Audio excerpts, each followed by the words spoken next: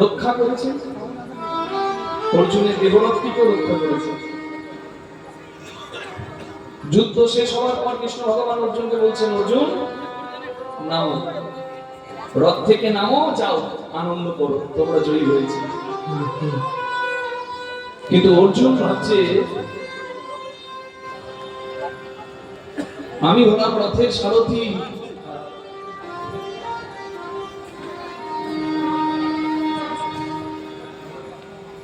আমি হলাম রথের মালিক আর তুমি হলে আমার সারথি। গাড়ি এসে দাঁড়ালে গাড়ির ড্রাইভার নামে, ড্রাইভার দরজা খুলে দিলে তবে মালিক নামে। আমি আগে কেন নামবো, আগে তুমি নামো, এটা মনে হয়। কত অহংকারী হলে কেউ ভগবানকে ড্রাইভার ভাবে। আসলে জয় মানুষকে অহংকারের আসনে বসিয়ে দেয়। ভগবান বলছেন, Arjun please get down. But Arjun seems like, no, I am the owner of this chariot and you are my chariot. আর আমি রথের মালিক, তুমি আমার সারথি, তুমি আগে না। ভগবান তো সব বোঝেন, বোঝে না? কে ডাকে গভীর মনে, কে ডাকে ঘরের কোণে, কে ডাকে চোখের মনে, মনে মনে, সে সব জানে। তার কি ভাব সে সব জানে। বাকি সবাইকে দেওয়া যাবে, তাকে দেওয়া যাবে না। কারণ কলিকালে তিনি জগন্নাথ, লক্ষ্য করবেন তার চোখে পলক নাই, দেখেছেন? জগন্নাথের চোখগুলো দেখেছেন কত বড়, যেন সিসিটিভি ক্যামেরা, তাতে আবার পলক নাই, মানে অপলকে দেখছে। জগতে সবাইকে ফাঁকি দেওয়া যায়, তাকে ফাঁকি দেওয়া যায়। অর্জুনের মনে ভাব কৃষ্ণ ভগবান জানেন, তাই অর্জুনকে বলছেন, Arjun I am telling this for your benefit, তোমার মঙ্গলের জন্য আমি বলছি।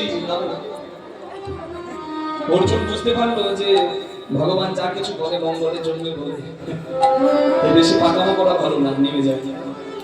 অর্জুন রথ থেকে নামলো, কৃষ্ণ ভগবান রথের দড়ি ছেড়ে রথ থেকে নামলো।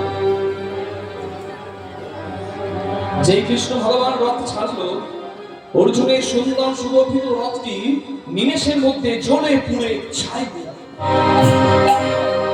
চমকে গেছে অর্জুন। হে বাসুদেব, যে রথটা সুন্দর ছিল, সুগঠিত ছিল, সেই রথটা পড়লো কি করে? বলে এটা তো হওয়ারই ছিল। একটা কথা মনে রেখো অর্জুন, শক্তি কোনোদিন নষ্ট হয় না। শক্তি এক রূপ থেকে আরেক রূপে রূপান্তরিত হয়।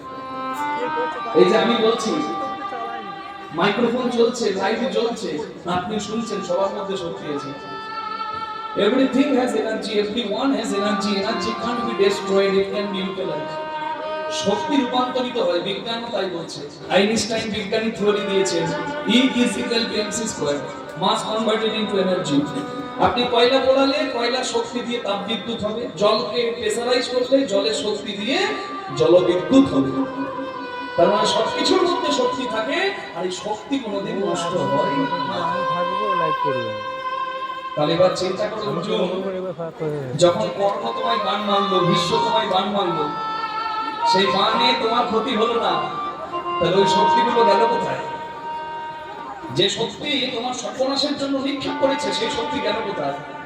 আমি তাদেরকে নিষ্ক্রিয় করে রেখেছিলাম। আমি যতক্ষণ সহায় ছিলাম তোমার ক্ষতি হয়নি।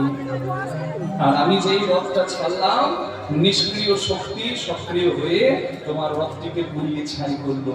আমি নামার আগে তুমি যদি না নামতে, তাহলে আমি রথ ছেড়ে দিলে